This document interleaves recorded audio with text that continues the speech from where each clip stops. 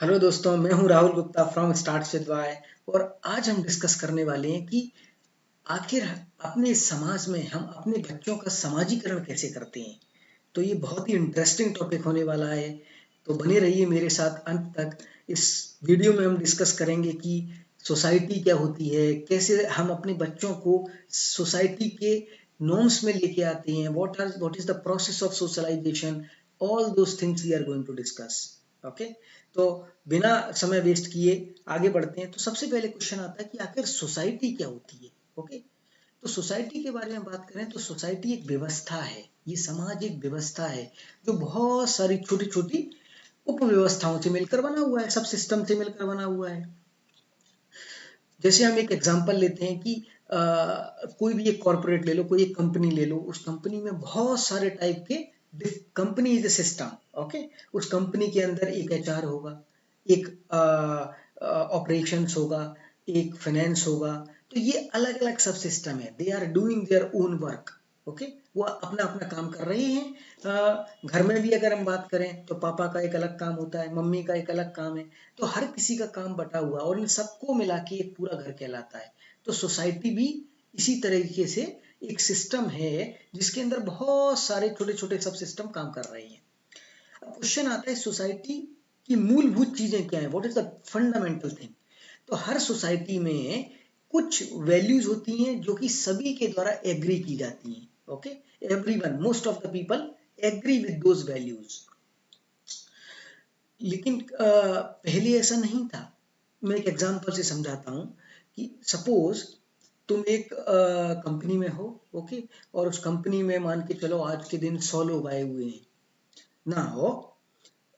कभी तुमको ऐसा फील हुआ है कि तुम कंपनी में जाते हो, आराम से अपने डेस्क पर बैठे हुए हो और काम कर रहे हो। कभी ऐसा दिमाग में आया कि इन 100 लोगों में से कोई एक आदमी आके तुमको चाकू मार दिया पीछे से। कभी ऐसा सोचा है कि हो सकता है ना किसी का दिमाग ठनक गया हो, कोई प्यार में लुटा पिटा आया, घर पे बीवी से झगड़ा हो गया बुरी तरह करे, बच्चे ने पीट दिया, बच्चे ने कुछ कर दिया, या कुछ भी हो सकता है, एक्स वाई जेड। कभी ऐसा फीलिंग आया? नहीं ना। तो हम बहुत सारी चीजों को ना ग्रांटेड ले लेते हैं। ये सिस्टम होना कि हम सेफली बैठ के 8 घंटे काम कर लेते हैं विदाउट इसके कि कोई हमको पीछे से चाकू मार देगा, ये एक बहुत बड़ी व्यवस्था का कारण है। ओके, बहुत बड़ी व्यवस्था के कारण ये हो पा रहा है। क्यों? क्योंकि उसमें सभी लोगों ने ये एग्री कर लिया है कि हम बिना किसी वजह के एक दूसरे को झगड़ा नहीं करेंगे, मारेंगे नहीं। करेक्ट ना? तो this is basically is a society values जो हर किसी ने एग्री कर लिया है। इसको हम कई बार वैल्यू कंसेंसस भी बोलते हैं, जो मैं आगे डिस्कस करूंगा थोड़ा सा। अब क्वेश्चन आता है कि तो इसमें क्या बड़ी बात है। लेकिन एक फिलोसोफर थे 16 सेंचुरी के, जिनका नाम था थॉमस होब्स। उन्होंने बोला कि पहले ऐसा नहीं था। ओके, पहले जब सोसाइटी फॉर्मेशन नहीं हुआ था, जब सोसाइटी नहीं थी हमारे पास, तब ऐसा ऐसा बिल्कुल भी नहीं था। हर कोई आदमी हर किसी का शत्रु था। एंड थॉमस होब्स ने अपना फेमस स्टेटमेंट दिया भी था कि at that time every one was the every one enemy. तो हर कोई इधर उधर घूमता रहता था चारों तरफ। ओके, कि अगर 4 लोग हैं तो वो चारों अलग अलग जगह ऐसे ऐसे रहेंगे दूर दूर में और देखते रहेंगे कोई मुझे मार तो नहीं देगा। क्यों? क्योंकि सोसाइटी का फॉर्म नहीं हुआ था उस समय। उस समय ये वैल्यू कंसेंसस नहीं था सब में कि हम एक दूसरे को बिना वजह नहीं मारेंगे।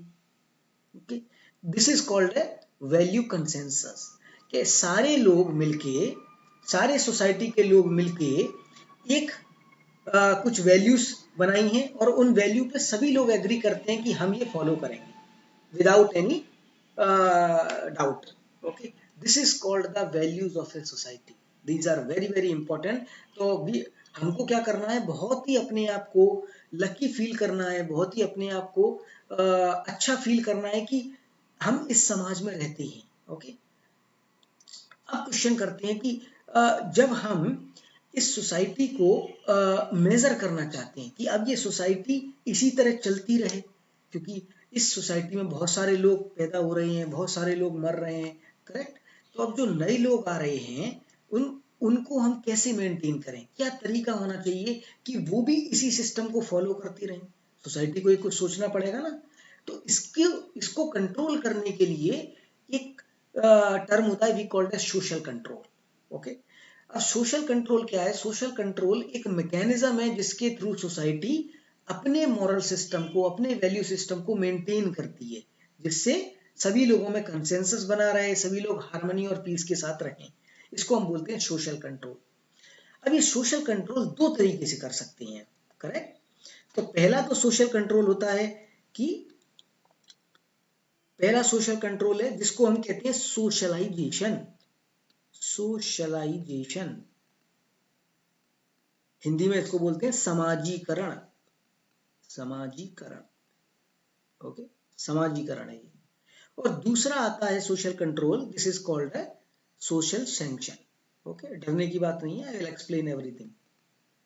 ओके, अब ये सोशल सैंक्शन थोड़ा दिखने में डेंजरस लगता है, इसलिए इसको सिंपल भाषा में लिख लेते हैं हम, दंड या पुरस्कार की, दंड या पुरस्कार, पुरस्कार की प्रथा, करेक्ट। तो सोशल कंट्रोल मतलब अपनी सोसाइटी को मेंटेन करने के लिए हम दो तरीके अपनाते हैं, पहला है सोशलाइजेशन और दूसरा है सोशल सैंक्शन। तो अब एक एक करके बात करते हैं इन पे। तो सबसे पहले हम सोशलाइजेशन के बारे में बात करें तो हम अपने बच्चों को, ओके, सोशलाइज कैसे बनाते हैं? What is the traditional way? जैसे ही बच्चा पैदा हुआ, करेक्ट, तो हम क्या करते हैं? उसको मार मार के बिल्कुल घर पे, ओके, सटाक सटाक मार मार के उसको मुर्गा बना बना के इंसान बनाते हैं। ये हमारी ट्रेडिशनल अप्रोच है, करेक्ट। तो एक कवि ने भी बहुत अच्छे तरीके से कहा है, उनका नाम था नागार्जुन, कि बरसा कर बेबस बच्चों पर मिनट मिनट पर 5 तमाचे, दुखरन मास्टर गढ़ते रहते किसी तरह आदम के सांचे। तो मास्टर जो टीचर हैं हमारे, करेक्ट, वो बच्चों को कैसे आदम के सांचों में बनाएंगे, आदम मतलब इंसान के सांचों में कैसे बनाएंगे? पीट पीट कर बनाएंगे। तो ये हमारा ट्रेडिशनल अप्रोच। बचपन में आप लोगों को भी काफी पिटाई हुई होगी, करेक्ट। अभी तो ये धीरे धीरे सिस्टम बंद हो रहा है, लेकिन ये ट्रेडिशनल तरीका था कि ऐसे ही बच्चों को मार मार के। तो सोचो क्या आप पर मार पड़ी है जब आप स्कूल में थे? ओके, तो अगर आप सोच रहे हो कि नहीं पढ़ी है तो लगता है कुछ कमी रह गई है। तो चलो मूव करते हैं। ओके, तो ये सोशलाइजेशन का एक तरीका है। ओके, अब अपन एक बेहतरीन तरीके से इसको और समझते हैं कि मान के चलो एक नया बच्चा है, ओके, एक अभी अभी पैदा बच्चा हुआ है, मान के चलो वो 4-5 मिनट का ही बच्चा है। ओके, अब मैं आपसे क्वेश्चन पूछता हूँ कि क्या ये बच्चा जब पैदा होगा तो क्या ये सोशल बच्चा होगा? तुरंत सबसे मिलने लगेगा कि हाँ, सबके पास चला जा रहा है, हाय हेलो, करेक्ट, बिल्कुल भी सोशल होगा। ओके, अब तुम सोच रहे हो अरे बच्चा कैसे सोशल हो सकता है? उसको क्या पता सोसाइटी क्या है, उसको क्या पता, वो तो अभी हुआ है, 5 मिनट का बच्चा है। ओके, तो सोशल बच्चा है? नहीं है। क्या वो अनसोशल है? अनसोशल मतलब वो नहीं, मैं किसी के पास नहीं जाऊंगा, मैं तो यहीं रहूंगा, बिल्कुल चुपचाप टीवी देखूंगा, मैं तो अपने आप यहीं पड़ा रहूंगा, करे, ऐसा भी नहीं है, क्योंकि उसको सोसाइटी नहीं पता क्या सोशल क्या अनसोशल।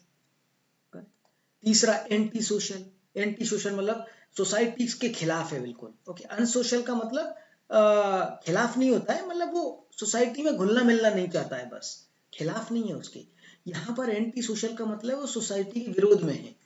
ओके, तो उसको सोसाइटी ही नहीं पता है, तो कैसे कैसे क्या करेगा जब उसको सोसाइटी के बारे में कुछ पता ही नहीं है? तो ना तो बच्चा, पैदा हुआ बच्चा ना तो सोशल, ना अनसोशल, ना एंटी सोशल, करेक्ट। तो पैदा हुआ बच्चा होता है असोशल। असोशल का मतलब होता है कि वो सोसाइटी से परे है। इसको हम हिंदी में बोलते हैं समाज तटस्थ। समाज तटस्थ, ओके, समाज तो इसका मतलब हो गया ये सामाजिक है। ओके, ये अनसोशल का मतलब हो गया वो असामाजिक है। ओके, ये हो गया समाज विरोधी है। ओके, तो इनसे इन मीनिंगों से आपको समझ में आएगा क्लियरली। तो सोशल, अनसोशल, एंटी सोशल, असोशल। तो नया पैदा हुआ बच्चा इन चारों में से कुछ नहीं है। ओके, इन चारों में से कुछ नहीं, इन तीनों में से कुछ नहीं है, केवल असोशल बच्चा है। ओके, तो अब अपन बात करते हैं कि जब हम बच्चे को ओके असोशल से सोशल बनाते हैं तो इस प्रोसेस को हम बोलते हैं socialization. Converting a social child to the social is called as socialization. अब क्वेश्चन आता है, ये असोशल से सोशल कैसे बनेगा? ओके, क्या करना चाहिए इसके लिए, कौन भूमिका इसमें करता है, who play the major role? Okay, तो इसमें बहुत सारे लोग, सबसे पहले तो माँ करती है, क्योंकि बच्चा सबसे ज्यादा माँ के पास ही रहता है। ओके, उसके बाद फैमिली उसको सब सिखाती है बहुत सारी चीजें, उसके पापा, उसके दादा, उसके चाचा, उसके नाना, तो ये लोग उसको थोड़ा थोड़ा सिखाते हैं, ये कि समाज क्या होता है, ये क्या होता है, थोड़ा थोड़ा वो सिखाते हैं। जैसे जैसे बच्चा थोड़ा बड़ा होता है, फिर आस पड़ोस के लोग उसको हाय हेलो सिखाने लगते हैं कि ये क्या है, वो देखो मेरी आंटी, वो उसकी आंटी। बच्चा खेलने लगता है प्ले ग्रुप में, प्ले एरिया में, ओके, इधर उधर खेलने लगता है। फिर जब और बच्चा थोड़ा बड़ा होता है तो स्कूल जाने लगता है बच्चा। ओके, और स्कूल में वो बहुत सारी चीजें सीखता है। अब कई बार पेरेंट्स सोचते हैं कि नहीं, हम अपने बच्चों को कोई गलत चीज नहीं सिखाएंगे। ओके, लेकिन वो कहीं ना कहीं से सीख के आ ही जाता है। क्यों? क्योंकि स्कूल में कोई ना कोई एक लड़का ऐसा होगा ही जिसके पास भरपूर ज्ञान होगा।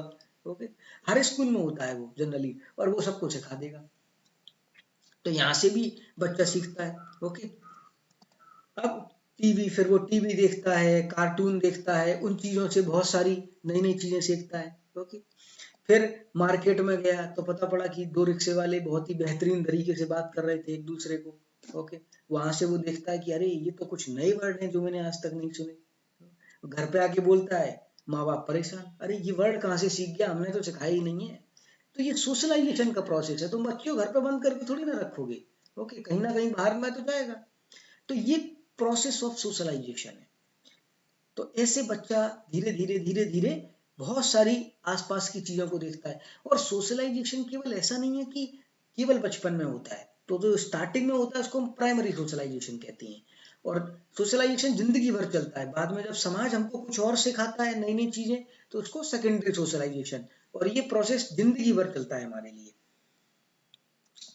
अब आता है कि अभी हमने पहला मेथड देखा सोशल कंट्रोल का। ओके, तो सोशल कंट्रोल में हमने देखा कि हम असोशल बच्चे को, जो असोशल बच्चा है जब पैदा होता है, उसको हम किस में कन्वर्ट करते हैं? सोशल में। इस प्रोसेस को हमने क्या किया? सोशलाइजेशन।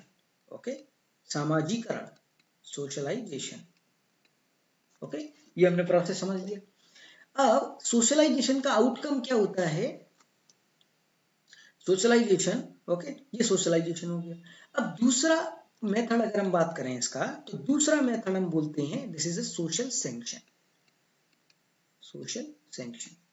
तो सोशलाइजेशन में हम क्या है, उसको प्यार से समझा रहे हैं कि देखो ये हमारा प्रोसेस है सोशलाइजेशन का। ओके, कि पहले माँ से सीखो, फिर फैमिली से सीखो, फिर नेबरहुड से सीखो, फिर स्कूल से सीखो, तो सीख जाओ, समझ जाओ, और प्रॉपरली एक अच्छे बच्चे बन जाओ। ओके, इसको हम कई बार संस्कारी बच्चा भी बोलते हैं। तो यहाँ से जब वो निकल के आता है तो इसको हम संस्कारी बच्चा बोलते हैं। ओके, जनरली इंडिया हमारा एक संस्कार प्रधान देश है। यहाँ पर ज्यादातर बच्चे हैं वो उपद्रवी नहीं निकलते हैं। मतलब 70 to 80% सोशलाइजेशन हम यहाँ पर कर देते हैं। 70 to 80% बच्चे जो भी इस सिस्टम में आते हैं, हम उसको इस प्रोसेस के थ्रू सोशलाइज कर देते हैं। अब लेकिन जो 20-30% बच गए हैं बच्चे, उनको सोशलाइज करने का क्या तरीका है? तो उनको सोशलाइज करने का तरीका है या तो दंड का या फिर पुरस्कार का। ओके, तो दंड और पुरस्कार। अब पुरस्कार का मतलब ये है कि तुम पुरस्कार, अच्छा, पुरस्कार और दंड, ये चीज ध्यान रखना है हमको कि दंड और पुरस्कार उसको नहीं मिलता है जो उसका एक्चुअल में भागी है। दंड और पुरस्कार एक सभ्यता देती है, एक सोसाइटी देती है। ओके, ये बहुत ही इंपॉर्टेंट कॉन्सेप्ट है कि दंड और पुरस्कार जो मिलता है वो एक्चुअल में उसका जो ट्रू पर्सन है जिसको मिलना चाहिए उसको नहीं, बल्कि जो सोसाइटी के नॉर्म्स फॉलो करता है उसको पुरस्कार मिलता है, और जो सोसाइटी के नॉर्म्स फॉलो नहीं करता है उसको दंड मिलता है। ये थॉट प्रोसेस दिमाग में क्लियर हो जाना चाहिए। अब तुम बोलोगे कि नहीं, तो चलो उस पर एग्जाम्पल लेते हैं। ओके, तो हमने सर आइजैक न्यूटन के बारे में बहुत पढ़ा है, करेक्ट, सर आइजैक न्यूटन के बारे में। और अगर किसी समाज में आइजैक न्यूटन जैसा इंसान अगर हो तो ये तो सर्वोच्च बात है कि नहीं? उसको मतलब पुरस्कार से नवाजा जाना चाहिए। लेकिन जब 16वीं शताब्दी में sir Isaac Newton, okay, sir Isaac Newton ने चर्च के खिलाफ कुछ बोल, चर्च को बताया कि नहीं, ये पृथ्वी इस तरीके से काम करती है। ओके, तो इसके लिए सर आइजैक न्यूटन का बहुत अपमान हुआ, उनको कभी भी सम्मान मिला ही नहीं। लेकिन इसी तरीके से गैलीलियो, ओके, जिस गैलीलियो के बारे में हमने कितने साइंस के एक्सपेरिमेंट और साइंस के लॉज पढ़े हुए हैं। गैलीलियो ने वहां की जो चर्च थी उसको बोला कि ये पृथ्वी, ओके, कि पृथ्वी, पहले ये धारणा थी कि जो सन है वो पृथ्वी के चक्कर लगाता है, लेकिन गैलीलियो ने बोला कि ऐसा नहीं है, पृथ्वी सन के चक्कर लगाती है। और ये चर्च को बिल्कुल भी पसंद नहीं था। इसके कारण उनको इतनी यातनाएं झेलनी पड़ी, इतनी यातनाएं, मतलब सच बोलने का भी यातनाएं झेलनी पड़ी। क्यों? क्योंकि वो उस सिस्टम के विरोध में चले गए। ओके, ब्रूनो नामक एक फिलोसोफर था, उसको तो उसने बोल दिया कि ये भगवान, ये पूरी पृथ्वी भगवान की ही देन है। ओके, और रीबर्थ होता है, मतलब आदमी मरने के बाद वापस पैदा होता है। और ये बात उस समय के जो वहां पर जो मिनिस्ट्री थी, ओके, जो कि लोगों से मिलके बनती थी, उनको गवारा नहीं था। उन्होंने उसको 7 साल के लिए जेल भेजा। 7 साल के बाद महाराज जब ये बाहर आए तो उनसे पूछा कि भाई तुम्हारे विचार बदले कि वैसे ही हो? तो उन्होंने कहा कि नहीं, मेरे विचार में कोई कमी नहीं आई है, मैं अभी भी वही मानता हूँ कि ये पूरा संसार भगवान की देन है, और फिर से मरने के बाद रीबर्थ होता है। ओके, इसके कारण ब्रूनो को भरे चौराहे पर जिंदा जला दिया। ओके, तो अब इन एग्जाम्पलों से समझ में आता है कि इतनी अच्छी, मतलब आइजैक न्यूटन, गैलीलियो, ब्रूनो जैसे बड़े बड़े फिलोसोफर, साइंटिस्ट, ओके, होते हुए भी उनको पुरस्कार ना मिला और उनको अपमान और इतना एट्रोसिटीज झेलनी पड़ी। तो ये क्यों हुआ? उसका मेन कारण था क्योंकि वो अपनी सोसाइटी के जो नॉर्म्स थे उनसे बाहर चले गए। ओके, और उनको दंड का भागी होना पड़ा।